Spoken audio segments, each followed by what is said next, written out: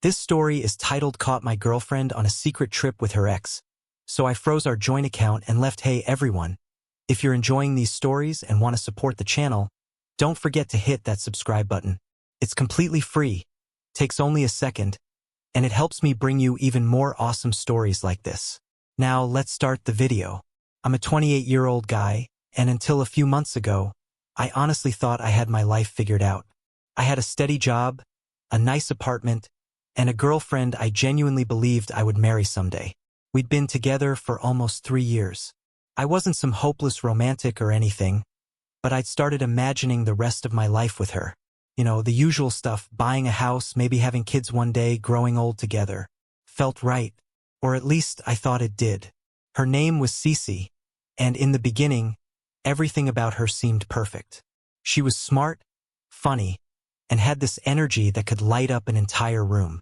I fell for her hard, and honestly, I thought she had fallen for me too. Our relationship wasn't perfect, of course. No relationship is, but I was committed to making it work. I trusted her completely, or at least I used to. Then, a few months ago, things started changing. Nothing obvious happened at first. It was just little things. She'd laugh a little too hard while looking at her phone, but whenever I asked what was so funny, she wouldn't tell me. She also started taking her phone everywhere, even to the bathroom, something she'd never done before. I tried not to read too much into it. Everyone deserves a little privacy sometimes, right? But it kept happening. Whenever I was nearby, she'd tilt the screen away from me or quickly lock her phone, almost like she didn't want me seeing something. At first, I chalked it up to her being busy or stressed. She had a demanding job and everyone needs their own space. I didn't want to become the jealous or controlling boyfriend. Then came the trips. Out of nowhere, she started talking about work trips and girls' weekends. It felt sudden because she'd never really mentioned that kind of thing before. I didn't want to seem controlling, so I played it cool. I tried to act like it didn't bother me, but I couldn't shake this strange feeling in my gut. You ever have that feeling? Your brain keeps telling you that everything is fine, but somewhere deep down, your gut is telling you otherwise? That was me. One night, while we were watching TV, I finally brought it up casually. Hey, you've been traveling a lot lately. Everything okay at work? She shrugged without taking her eyes off the screen. Yeah, just busy. Why? I could feel myself overthinking every word. No reason, I said, forcing a laugh. It just seems like you're always on the go lately. She finally looked at me and smiled, but the smile never really reached her eyes. It's no big deal. You worry too much. Maybe she was right. Maybe I really was worrying too much. I wanted to trust her. Hell, I did trust her. Or at least I desperately wanted to. But that feeling wouldn't go away. Every time she mentioned another trip, or became defensive whenever I asked for details, that knot in my stomach seemed to tighten. I started noticing even more things. She'd always leave her phone face down on the table. And if I walked into the room while she was texting, she'd suddenly get weirdly jumpy. It was almost like she didn't want me to know who she was talking to. I tried to give her the benefit of the doubt. I really did. I told myself I was being paranoid. I told myself I was imagining things. But deep down, I knew something wasn't right. We had a joint bank account. We'd opened it together when we started saving for a house. At the time, it felt like a huge step, a sign that we were serious about building a future together. I didn't check the account very often. Most of our savings came from my paycheck, and I trusted her to manage everything responsibly. But one day I decided to take a look, and there it was. $3,000 was gone. A single withdrawal. No warning. No explanation. Just gone. I stared at the screen, my heart pounding. It didn't make any sense. We had a rule about money. If either of us wanted to spend more than $500, we'd talk about it first. It wasn't about control. It was about being on the same page. So why hadn't she said anything about this? I told myself there had to be a reasonable explanation. Maybe it was an emergency. Maybe she'd simply forgotten to mention it. I tried to stay calm. I didn't want to jump to conclusions. That night, while we were eating dinner, I brought it up as casually as I could. Hey babe, I said. What's up with the $3,000 withdrawal? Did you buy something big? She didn't even look up from her phone. "Oh yeah, I booked a girls' trip with Maria," she said, like it was the most normal thing in the world. I froze. A girls' trip? She hadn't mentioned anything about a girls' trip. I tried to keep my voice steady. "A girls' trip? You didn't tell me about that." She finally looked up, rolling her eyes like I was being ridiculous. "I didn't think I needed to give you a play-by-play of my plans." That hit me like a punch to the gut. I wasn't asking for a play-by-play, but $3,000 was a big deal, especially when we were supposed to be saving for a house. That's a lot of money," I said, trying to keep my voice calm. "We're trying to save, remember?" She gave me this look like I was the one being unreasonable. "Relax," she said. "We'll make it back. It's not the end of the world." Her dismissive tone pissed me off, but I bit my tongue. Maybe I was overreacting. Maybe she really did just need a break, and I was turning it into something bigger than it was. But that night, as I lay in bed staring at the ceiling, I couldn't shake the feeling that something was wrong. That's when the doubt turned into action. For the first time in our entire relationship, I decided to do something I'd never done before. I went through her phone. I didn't make that decision lightly. My dear viewers, you are not just my viewers, you are my family. This channel belongs to all of us, and we can only grow it by supporting each other and moving forward together. Now, let's show our power. Our target is to reach 1,000 subscribers in just 5 days. I truly need your support. Please subscribe, share the videos, like, comment, and stay connected with us. Every single person matters and brings us one step closer to our goal. Let's prove what we can achieve together. Target: 1,000 subscribers in 5 days. Thank you so much for your love, support, and trust. Let's make it happen together. Honestly, going through her phone felt like a betrayal in itself. We'd always had this unspoken rule: no snooping. I'd seen friends destroy their relationships over stuff like that. Paranoia, jealousy, and all the toxic behavior that can spiral completely out of control. But lying there in bed, staring into the darkness, I couldn't ignore the knot in my stomach anymore. Something was wrong, and I needed to know the truth. Her phone was sitting on the nightstand, almost like a ticking time bomb. I kept telling myself not to touch it, that I was crossing a line. But every time I thought about that $3,000 and her dismissive attitude, my anger bubbled up again. She'd acted like it was no big deal, but it was a big deal. We had plans. We were saving for a house. We were supposed to be building a life together. And she'd just tossed all of that aside like it didn't matter. I grabbed her phone, my hands shaking slightly, and unlocked it. She'd never changed her passcode, probably because she never imagined I'd actually check. My chest felt tight as I scrolled through her apps, trying to figure out where to start. Text messages seemed like the obvious choice, but at first I didn't see anything suspicious. Just conversations with friends, coworkers, and family. For a brief moment, I thought maybe I was wrong. Maybe there really was nothing going on. Then I saw the emails. At first glance, they looked completely normal confirmation emails from airlines and a hotel booking site. But as I opened them one after another, the pieces started falling into place. There were flight details, hotel reservations, even a rental car, and they were all under her name. But here's the part that made my blood run cold. None of it matched the timeline she'd given me for her girls' trip. In fact, there wasn't a single mention of her friend Maria anywhere in those emails. My heart started pounding as I opened her messaging app. I scrolled past the usual conversations until I found a name I didn't recognize. Nick. I clicked on it, and that's when my stomach dropped. This wasn't casual conversation. They were fully planning a romantic getaway. They'd been talking for weeks, coordinating flights and schedules, and making jokes about how worth it the trip would be. This wasn't some innocent hangout. This was planned, premeditated. She'd lied to me, looked me straight in the eyes, and acted like everything was perfectly fine while secretly planning a vacation with her ex. I couldn't stop reading. The messages painted a picture of a completely different CeCe from the woman I thought I knew. She called him babe. She talked about how much she missed him. There were messages about their plans for the trip, sightseeing, fancy dinners, and even a couple's massage at the hotel spa. But the worst part? She'd used our joint account to pay for most of it. I sat there in complete shock, scrolling through those messages again and again, hoping I'd somehow misunderstood what I was seeing. But there was no mistaking it. She wasn't going on a girls' trip. She was going on a romantic vacation with her ex-boyfriend, using the money we'd saved together for our future. I don't know how long I sat there staring at her phone. My mind was racing with a million thoughts. Anger, heartbreak, and sheer disbelief. How could she do this to me? After everything we'd been through? After everything we'd planned together?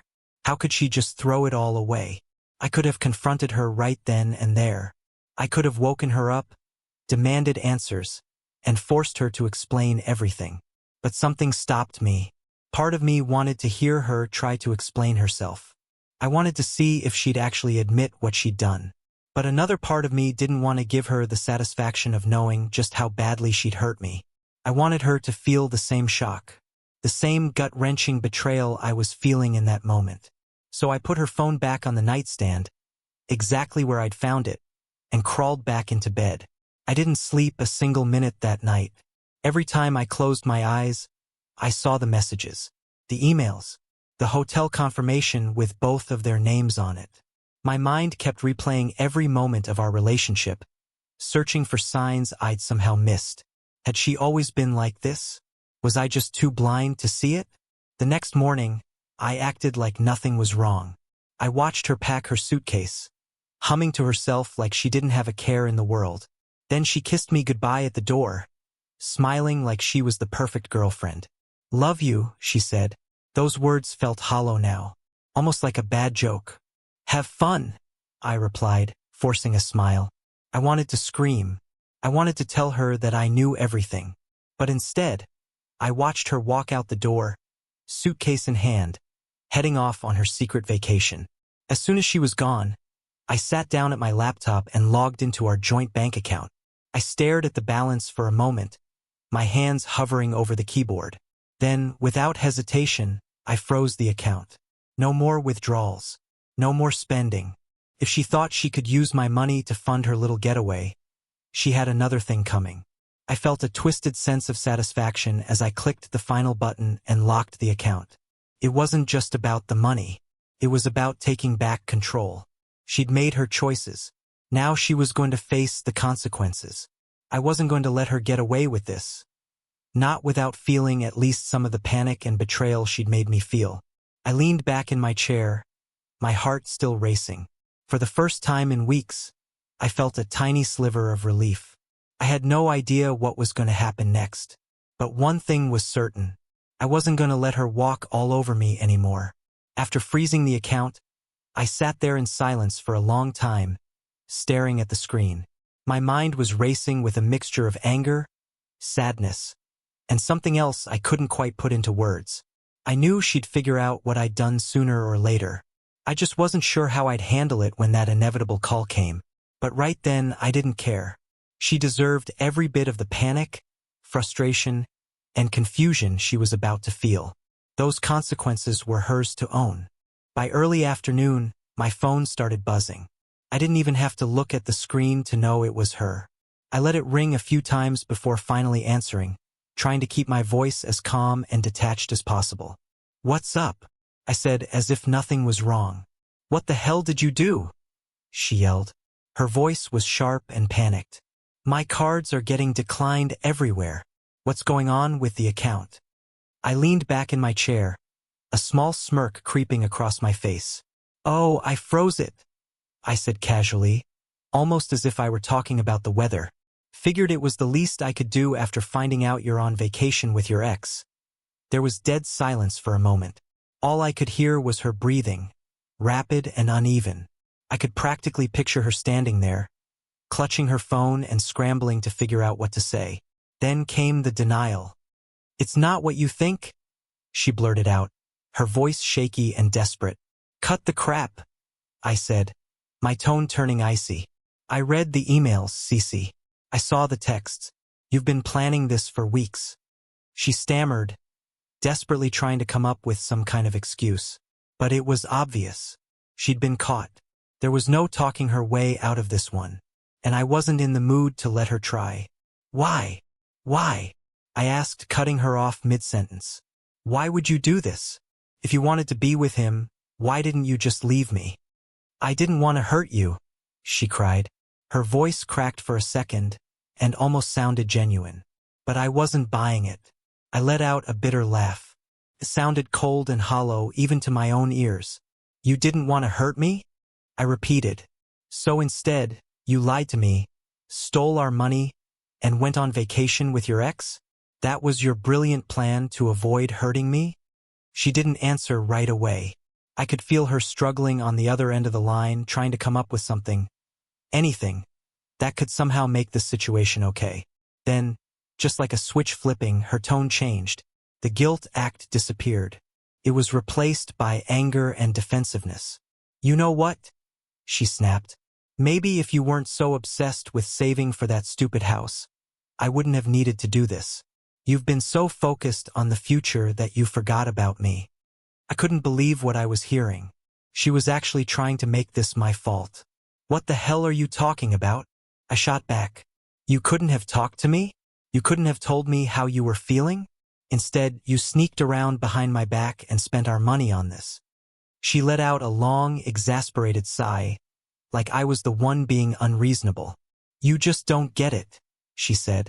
I needed space. I needed time away to think. With him?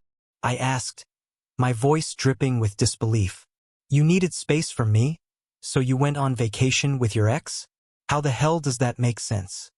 He's just a friend, she snapped, her frustration boiling over. You're blowing this way out of proportion, right? I said. My jaw clenched so tightly it hurt. Just a friend. That's why you had to lie about it. That's why you hid it from me. She didn't respond. The silence was deafening. I could almost hear her mind working, trying to come up with some new way to twist the situation into something that made sense. But I wasn't interested in hearing it anymore. We're done, I finally said, breaking the silence. What? She asked, her voice cracking. You're breaking up with me over this? I actually laughed. It was a short, bitter sound that didn't even feel like me anymore.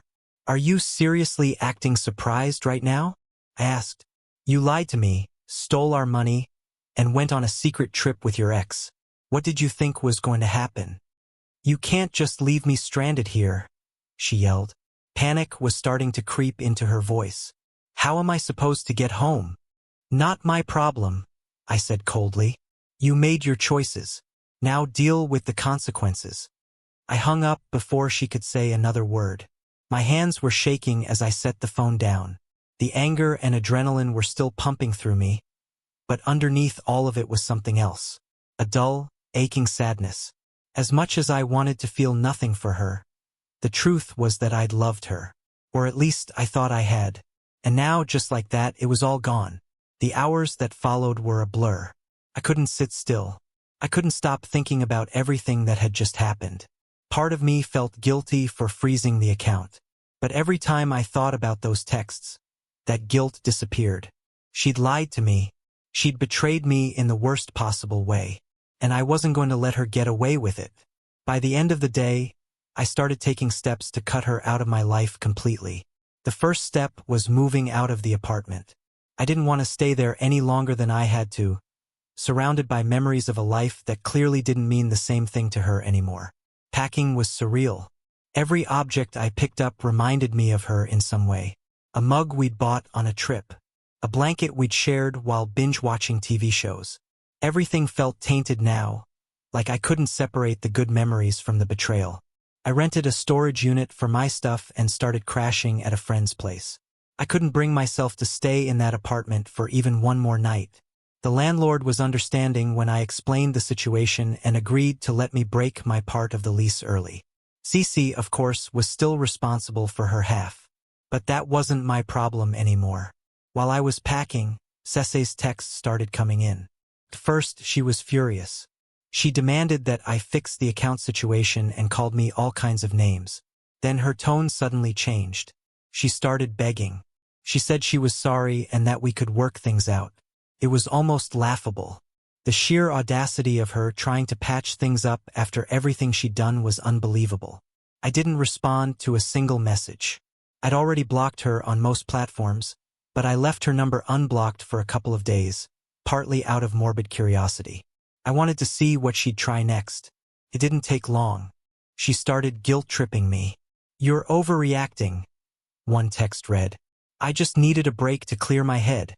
It wasn't a big deal." Not a big deal.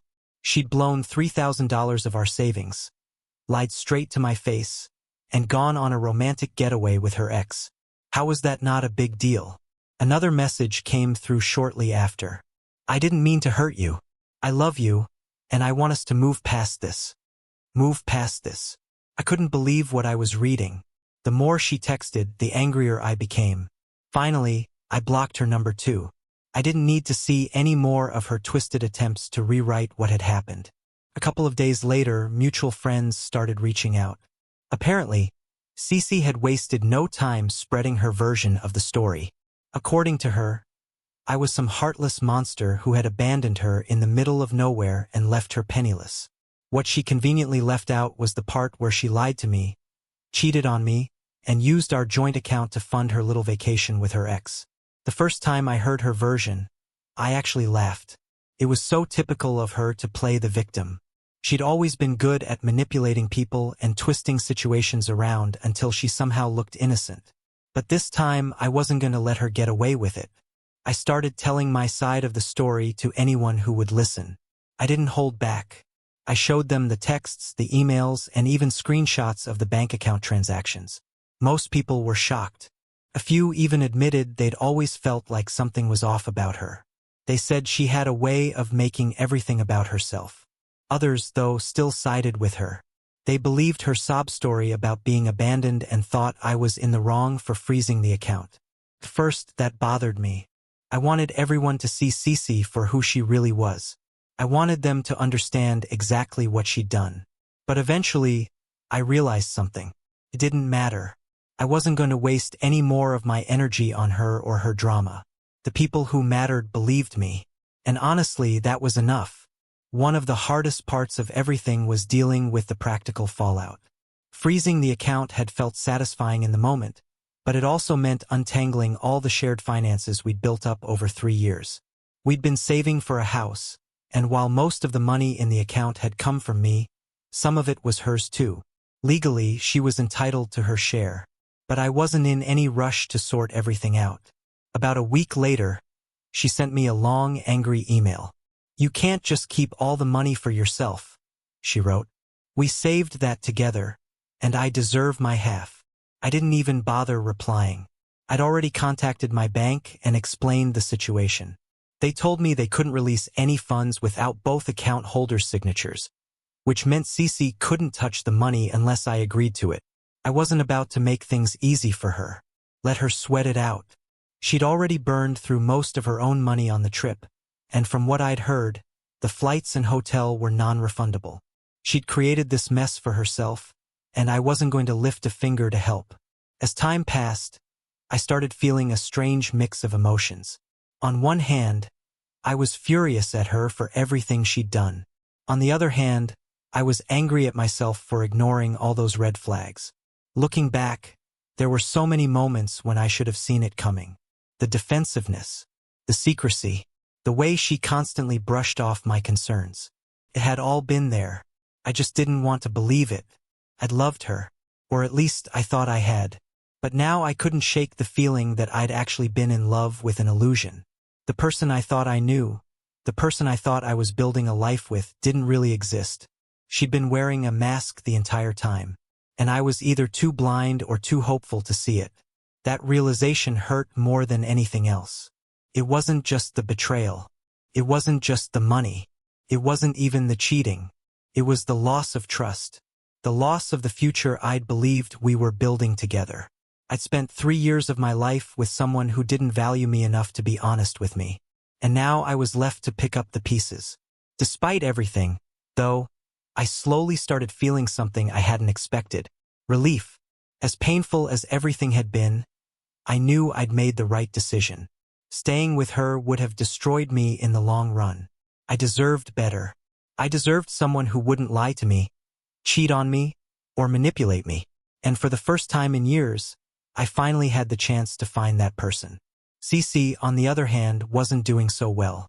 Word got around that she was couch surfing at a friend's place because she couldn't afford the rent. Apparently, her ex didn't stick around after the trip either, leaving her completely high and dry. I'd be lying if I said I felt sorry for her. She'd made her bed. Now she had to lie in it. Breaking up with CeCe felt like ripping off a Band-Aid. Quick, messy, painful, but ultimately necessary. Once things finally settled down, I started focusing on rebuilding my life. The first step was closing every door CeCe could possibly use to come back into it. That meant tying up all the loose ends, finalizing our split finances, blocking her on every platform, and making sure I had absolutely no reason to interact with her ever again. For weeks after the breakup, I kept hearing about her through mutual friends. Apparently, she wasn't taking the whole getting caught cheating and being left stranded situation very well. Some people told me she was furious, trash-talking me to anyone who would listen. Others said she was playing the victim, crying about how I'd abandoned her and left her penniless. Honestly, I expected nothing less from her. Manipulating people had always been one of her specialties.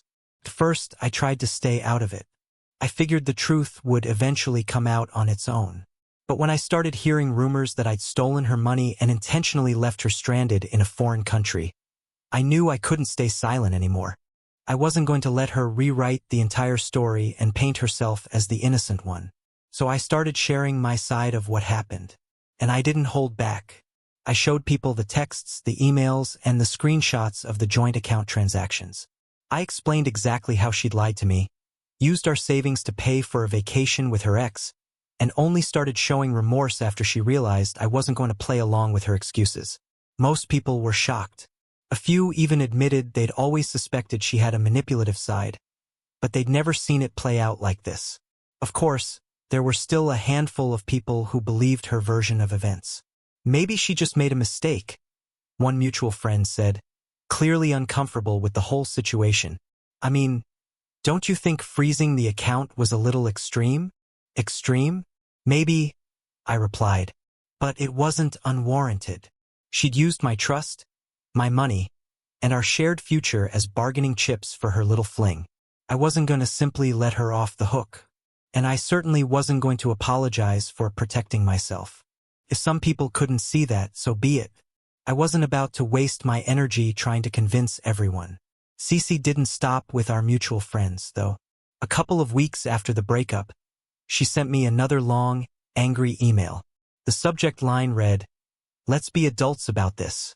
I almost didn't open it, but curiosity got the better of me. The email was basically a masterpiece of gaslighting and self-pity. She accused me of being vindictive for freezing the account. She claimed I was ruining her life by telling people what had happened, and she demanded that I give her half of the savings. She even tried to guilt-trip me, saying she never meant to hurt me and that she only needed some time to think. I stared at the screen for a long time, debating whether I should respond. Part of me wanted to unleash everything I'd been holding inside. The anger, the hurt, the betrayal.